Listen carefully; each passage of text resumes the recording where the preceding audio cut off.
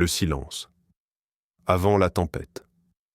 Parfois, tout s'écroule, tout semble brisé. Tu regardes autour de toi et tu ne reconnais plus rien. Mais si tu es là, à écouter ces mots, ce n'est pas un hasard. Verset du Coran, Sourate Al-Baqarah, de 286. Allah n'impose à aucune âme une charge supérieure à sa capacité. A-t-on oublié que la douleur est parfois le langage secret qu'Allah utilise pour nous réorienter vers lui? Quand tout se casse, ce n'est pas la fin. Il y a des moments dans la vie où tout semble s'effondrer comme un château de cartes. Tu tiens quelque chose fort dans tes mains, un amour, un projet, un rêve, et puis soudain il te glisse entre les doigts. Tu restes là, figé, incapable de respirer pleinement avec ce vide qui s'installe dans ta poitrine. Tu regardes autour de toi, mais rien ne répond. Le monde continue, indifférent à ton chagrin, et toi, tu restes seul avec ta douleur. Mais écoute-moi bien, ce n'est pas la fin. Ce n'est peut-être même pas une chute. C'est peut-être une ouverture. Le début d'un voyage que tu n'aurais jamais osé entamer autrement. Tu as perdu quelque chose, quelqu'un, peut-être un rêve qui t'a tenu éveillé pendant des années. Et maintenant, tu ne sais plus quoi faire de ce silence qui t'enveloppe. Mais que se passe-t-il si ce silence est sacré? Et si cette perte était une réponse, une direction, une miséricorde déguisée? Il y a bien longtemps, dans les ruelles brûlantes de Médine, un homme s'est effondré. Pas physiquement, mais son cœur, lui, portait le poids du monde. Il avait tout perdu. Des visages chers, des repères, des espoirs. Et dans cette nuit de solitude, il a levé les yeux vers le ciel, pas pour protester, pas pour exiger, juste pour dire « Ya Rab, je ne comprends pas, mais je te fais confiance ». Ce ne sont pas les mots qui ont changé son destin. C'est la foi derrière ces mots. Une foi qui ne dépend pas des circonstances. Une foi nue, brute, authentique. Celle qui ne dit pas « pourquoi moi ?» mais « avec toi, je continuerai ». Et voilà. Le lendemain, une porte s'est ouverte. Pas une grande explosion de lumière, juste une ouverture. Une possibilité, un signe. Une réponse douce et discrète, comme un chuchotement dans l'âme. C'est ça, la manière d'Allah. Subtile, mais toujours au bon moment. Ainsi, nous est-il rappelé dans Sourate Ash-Shar 94, 5-6, à côté de la difficulté est, certes, une facilité. À côté de la difficulté est, certes, une facilité. Ce n'est pas une promesse de lendemain facile. C'est une vérité plus profonde. La facilité ne vient pas après. Elle vient avec. Elle est là, quelque part, cachée dans l'épreuve. Peut-être que tu ne la vois pas encore parce que tu es encore en train de pleurer. Mais elle est là, enfouie, silencieuse, fidèle. Ce que tu vis aujourd'hui n'est peut-être pas un accident. Peut-être que c'est exactement ce qu'il faut pour que tu reviennes à toi-même. Pas au toi que le monde attend, mais à l'essence, à l'âme. À cette partie de toi qui reconnaît enfin que tu n'as jamais vraiment été en contrôle. Que la vraie force, c'est dans l'abandon à celui qui ne t'a jamais quitté. Et si ce n'était pas une perte, mais un rappel? Et si ce n'était pas la fin, mais une redirection? Et si tu étais exactement là où tu devais être pour renaître? Ferme les yeux, respire, tu es encore là. Et c'est déjà un miracle. La sagesse divine derrière l'invisible. Il y a des blessures qui ne saignent pas à l'extérieur, des cassures silencieuses, profondes, invisibles aux autres. Tu avances dans la vie, un sourire sur le visage, mais en toi, il y a un craquement. Quelque chose s'est brisé. Quelque chose que tu ne peux même pas expliquer avec des mots.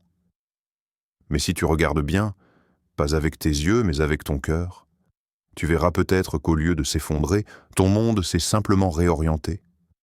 Ce que tu croyais être une chute pourrait bien être un alignement. Une douce secousse pour te repositionner sur le chemin que tu avais oublié. Ce que tu perçois comme une cassure est peut-être une ouverture vers une grandeur que ton esprit, limité, ne peut encore comprendre. car il y a des vérités qu'Allah cache pour nous protéger. Il y a des non qui sont en réalité des attends. Il y a des pertes qui sont en réalité des réponses à des invocations que nous avons oublié avoir faites. Le prophète a dit, selon un hadith authentique rapporté par Sahih Muslim, « Ce qui t'a atteint ne pouvait te manquer, et ce qui t'a manqué ne pouvait t'atteindre. Il n'y a pas de hasard, il n'y a pas d'erreur. Il n'y a que des décrets précis, réglés avec une sagesse infinie. Même quand tu ne comprends rien, même quand tout semble confus, il y a une écriture divine qui est en train de se dessiner parfaitement. Imagine une femme debout au sommet de sa carrière. Elle pensait avoir tout, jusqu'au jour où cette stabilité lui a été arrachée. Elle a perdu son emploi, son statut, son équilibre. Tout ce qu'elle avait bâti semblait s'écrouler. Elle a pleuré, elle a douté. Et un jour, elle s'est retrouvée à genoux, non pas par faiblesse, mais par soumission. Elle avait oublié sa salate, oublié son lien avec Allah. Et c'est dans cette douleur qu'elle s'est souvenue, elle est revenue, sincèrement. Et Allah, dans sa Rahma, lui a ouvert une autre voie, pas juste un nouveau travail, mais une mission, un sens, un rôle plus profond que ce qu'elle avait imaginé. Ce qu'elle pensait être une punition était en fait une purification. Le Coran l'exprime avec une clarté bouleversante dans Sourate Al-Baqarah 2:216. Il se peut que vous détestiez quelque chose alors que c'est un bien pour vous.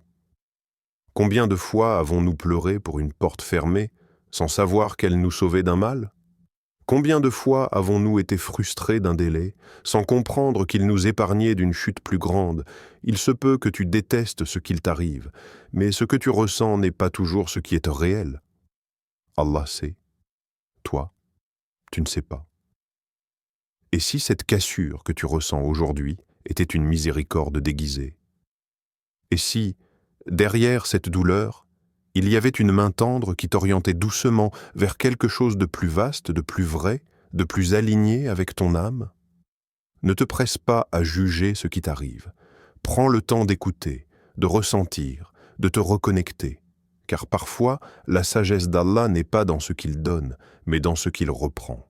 Et ce qu'il t'a pris peut très bien être ce qui va te ramener à lui. Ce que prépare Allah est toujours plus grand. Il y a des choses que tu perds et tu crois que tout est fini. Comme si cette absence allait durer éternellement. Tu te dis « Pourquoi moi ? Pourquoi maintenant ?» Et puis tu t'accroches au silence, au vide, au manque. Tu fixes cette porte fermée, oubliant de regarder autour. Mais Allah, quand il reprend, il prépare. Quand il ferme, il élève. Quand il t'arrache quelque chose, ce n'est jamais pour te laisser en ruine.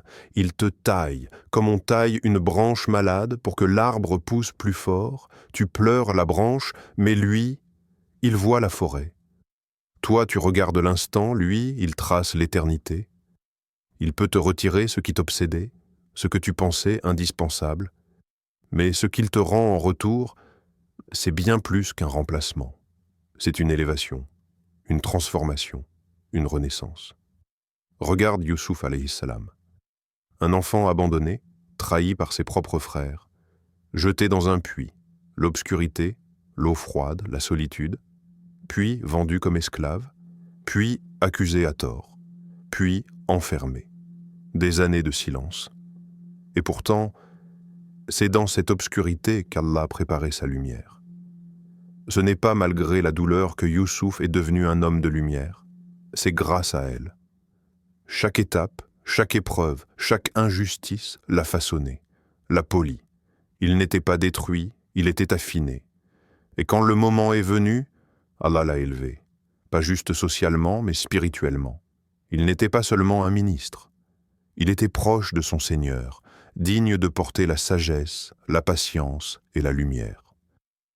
Comme il le dit lui-même dans Sourate Youssouf 12:100, Mon Seigneur a certes fait preuve de bienveillance envers moi quand il m'a fait sortir de prison.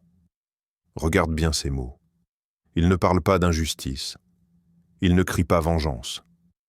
Il reconnaît la bienveillance divine même dans la douleur passée. Il voit avec les yeux du cœur. Il sait que derrière chaque chute se cache une ascension. Et toi? Et si ce qui t'a été arraché n'était que la première page d'un récit plus grand? Et si cette perte était un mouvement stratégique d'Allah pour te sortir de ta prison intérieure? Et si ce que tu vis maintenant était le prélude à une grandeur que tu ne peux même pas imaginer? Il y a en toi une histoire en gestation, une grandeur secrète, un potentiel que seul Allah voit dans sa totalité. Toi, tu vois un mur. Lui, il voit une porte dans ce mur, une porte qu'il ouvrira au moment parfait. Alors, patiente, pleure si tu dois, mais garde confiance. Ne mesure pas ta vie avec ce que tu as perdu, regarde-la à travers ce que ton Seigneur est en train de construire, dans l'invisible. Parce que quand Allah donne, il ne donne jamais petit. Et s'il te prépare, c'est toujours pour plus grand que ce que tu espérais. Rappelle-toi, Allah voit ce que tu ne vois pas, ce n'est pas brisé. C'est en train d'être reconstruit. Tu n'es pas abandonné, tu es aimé, tu n'es pas puni, tu es guidé. Verset Surat Al-Hadid 57-22. Nul malheur n'atteint la terre, ni vos personnes, qui ne soit consigné dans un livre avant que nous ne l'ayons créé. La douleur n'est pas la fin. C'est parfois le début du plus beau chapitre. Fais confiance à Allah. Il prépare quelque chose de grand. Tu ne peux pas encore le voir, mais il l'a déjà écrit. Si ce message a touché ton cœur, partage-le. Quelqu'un d'autre a besoin de l'entendre aujourd'hui. Et n'oublie pas, quand tout semble cassé, Allah prépare quelque chose de grand.